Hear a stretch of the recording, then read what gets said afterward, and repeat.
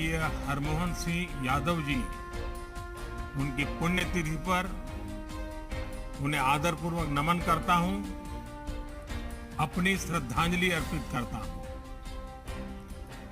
मैं सुखराम जी का भी आभार व्यक्त करता हूं, उन्होंने इस कार्यक्रम के लिए मुझे इतने स्नेह के साथ आमंत्रित किया। मेरी हार्दिक इच्छा भी थी कि मैं इस कार्यक्रम के लिए कानपुर आकर आप सबके बीच उपस्थित रहूं, लेकिन आज हमारे देश के लिए एक बहुत बड़ा लोकतांत्रिक अवसर भी है। आज हमारी नई राष्ट्रपति जी का शपथ ग्रहण हुआ है। आजादी के बाद पहली बार आदिवासी समाज से एक महिला राष्ट्रपति देश का नेतृत्व करने जा रही है। ये हमारे लोकतंत्र की ताकत का, हमारे सर्वसमावेशी विचार का जीता जागता उदाहरण है। इस अवसर पर आज दिल्ली में कई जरूरी आयोजन हो रहे हैं। संवैधानिक दायित्वों के लिए मेरा दिल्ली में रहना बहुत स्वाभाविक जरूरी भी रहता है, इसलिए मैं आपसे वीडियो कॉन्फ्रेंसिंग के जरिए आज आपसे जुड़ रहा हूं। साथियों, हमारे यहां मान्यता है कि शरीर के जाने के बाद भी जीवन समाप्त नहीं होता। गीता में भगवान श्री कृष्ण का वाक्य है, नैनम छिद्दन्ति शस्त्राणि नैनम दहति पावका, अर्थात आत्मा नित्य होती है, अमर होती है। इसलिए जो समाज और सेवा के लिए जीते हैं वे मृत्यु के बाद भी अमर रहते हैं। आजादी की लड़ाई में महात्मा गांधी हो या आजादी के बाद पंडित दीनदयाल उपाध्याय जी, राम मनोहर लोहिया जी, जयप्रकाश नारायण जी, ऐसी कितनी ही महान आत्माओं के अमर विचार हमें आज भी प्रेरणा देते हैं। लोहिया जी के विचारों को उत्तर प्रदेश और कानपुर की धरती से हरमोहन सिंह यादव जी ने अपने लंबे राजनीतिक जीवन में आगे बढ़ाया। उन्होंने प्रदेश और देश की राजनीति में जो योगदान किया, समाज के लिए जो कार्य किया, उनसे आने वाली पीढ़ियां उनको निरंतर मार्गदर्शन मिल रहा है। साथियों, चौधरी हरमोहन सिंह यादव जी ने अपना राजनीतिक जीवन ग्राम पंचायत से शुरू किया था। उन्होंने ग्राम सभा से राज्यसभा तक का सफर तय किया। वो प्रधान बने, विधान परिषद सदस्य बने, सांसद बने। एक समय मेहरबान सिंह का पुरवा से यूपी की राजनीति को दिशा मिलती थी। राजनीति के इस शिखर तक पहुंचकर भी हरमोहन सिंह जी की प्राथमिकता समाज ही रहा। उन्होंने समाज के लिए सक्षम नेतृत्व तैयार करने के लिए काम किया। उन्होंने युवाओं को आगे बढ़ाया, लोहिया जी के संकल्पों को आगे बढ़ाया। उनका फौलादी व्यक्तित्व हमने 1984 में भी देखा। हरमोहन सिंह यादव जी ने न केवल सिख संहार के खिलाफ राजनीतिक स्टैंड लिया, बल्कि सिख भाई बहनों की रक्षा के लिए वो सामने आकर के लड़े। अपनी जान पर खेलकर उन्होंने कितने ही सिख परिवारों की मासूमों की जान बचाई। देश ने भी उनके इस नेतृत्व को पहचाना, उन्हें शौर्य चक्र दिया गया। सामाजिक जीवन में हरमोहन सिंह यादव जी ने जो आदर्श उदाहरण प्रस्तुत किया, वो अतुलनीय है। साथियों, हरमोहन सिंह जी ने संसद में श्रद्धेय अटल जी जैसे नेताओं के दौर में काम किया था।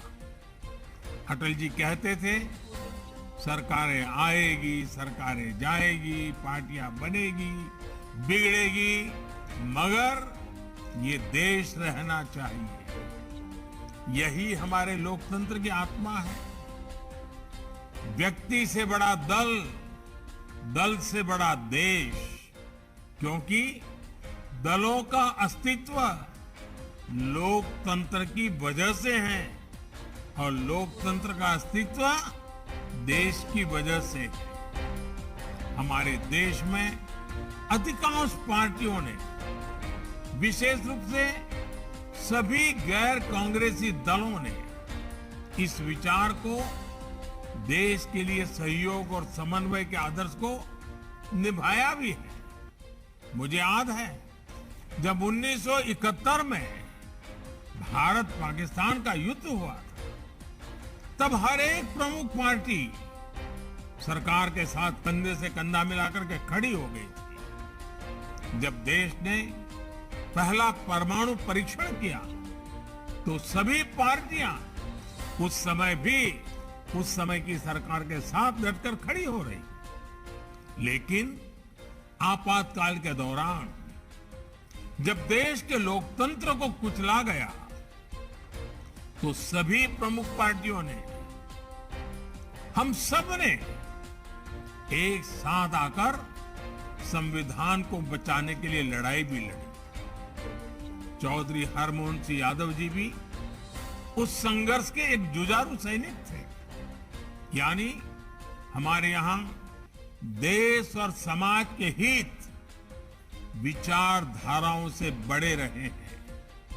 हालांकि हाल के समय में विचारधारा या राजनीतिक स्वार्थों को समाज और देश के हित से भी ऊपर रखने का चलन शुरू हो गया है। कई बार तो सरकार के कामों में विपक्ष के कुछ इसलिए अड़ंगे लगाते हैं क्योंकि जब वो सत्ता में थे तो अपने लिए फैसले वो लागू नहीं कर पाए। अब अगर उनका क्रियान्वयन होता है तो उसका विरोध करते हैं। देश के लोग इस सोच को पसंद नहीं करते। ये हर एक राजनीतिक पार्टी का दायित्व है कि दल का विरोध, व्यक्ति का विरोध देश के विरोध में न बदले। विचारधाराओं का अपना स्थान है और होना भी चाहिए।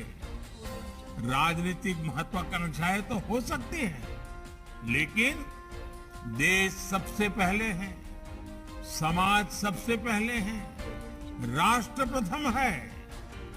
साथियों, लोहिया जी का मानना था कि समाजवाद समानता का सिद्धांत है। वो सतर्क करते थे कि समाजवाद का पतन उसे असमानता में बदल सकता है। हमने भारत में इन दोनों परिस्थितियों को देखा है। हमने देखा है कि भारत के मूल विचारों में समाज वाद और विवाद का विषय नहीं है। हमारे लिए समाज हमारी सामूहिकता और सहकारिता की संरचना है। हमारे लिए समाज हमारा संस्कार है, संस्कृति है, स्वभाव है। इसलिए लोहिया जी भारत के सांस्कृतिक सामर्थ्य की बात कहते थे। उन्होंने रामायण मेला शुरू कर हमारी विरासत और भावनात्मक एकता के लिए जमीन तैयार की। उन्होंने गंगा जैसी सांस्कृतिक नदियों के संरक्षण की, उसकी चिंता दशकों पहले की थी। आज नमामि गंगे अभियान के जरिए देश उस सपने को पूरा कर रहा है। आज देश अपने समाज के सांस्कृतिक प्रतीकों का पुनरुद्धार कर रहा है। ये प्रयास समाज की सांस्कृतिक चेतना को जीवंत कर रहे हैं, समाज की ऊर्जा को, हमारे पारस्परिक जुड़ाव को मजबूत कर रहे हैं। इसी तरह नए भारत के लिए देश अपने अधिकारों से भी आगे बढ़कर आज कर्तव्य की बात कर रहा है। जब कर्तव्य की ये भावना मजबूत होती है तो समाज अपने आप मजबूत होता है। साथियों, समाज की सेवा के लिए ये भी आवश्यक है कि हम सामाजिक न्याय की भावना को स्वीकार करें, उसे अंगीकार करें।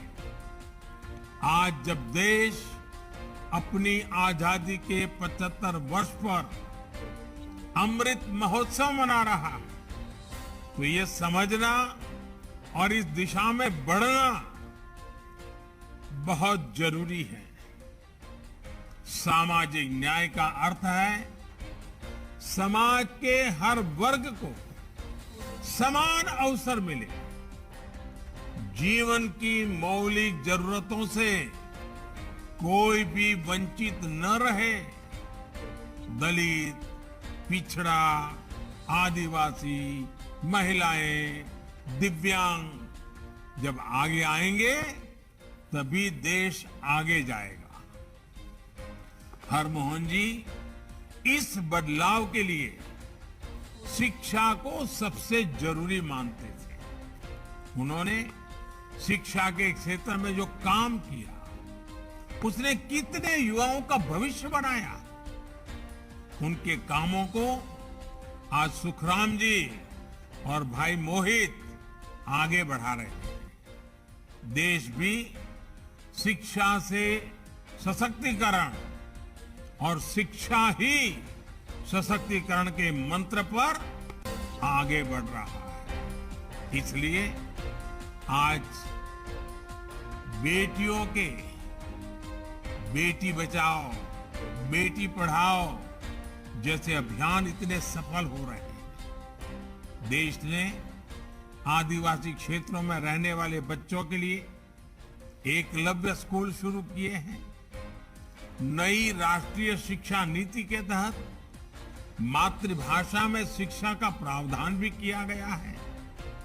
कोशिश यही है कि गांव, गरीब परिवारों से आने वाले बच्चे अंग्रेजी की वजह से पीछे न रह जाएं। सबको मकान, सबको बिजली कनेक्शन, जल जीवन मिशन के तहत सबको साफ पानी, किसानों के लिए सम्मान निधि। ये प्रयास आज गरीब, पिछड़े, दलित, आदिवासी सभी के सपनों को ताकत दे रहे हैं। देश में सामाजिक न्याय की जमीन मजबूत कर रहे हैं। अमृत काल के अगले 25 साल सामाजिक न्याय के इन्हीं संकल्पों की पूर्ण सिद्धि के साथ है। मुझे विश्वास है देश के इस अभियान में हम सब अपनी भूमिका निभाएंगे। एक बार फिर श्रद्धेय स्वर्गीय हरमोहन सिंह यादव जी को विनम्र श्रद्धांजलि।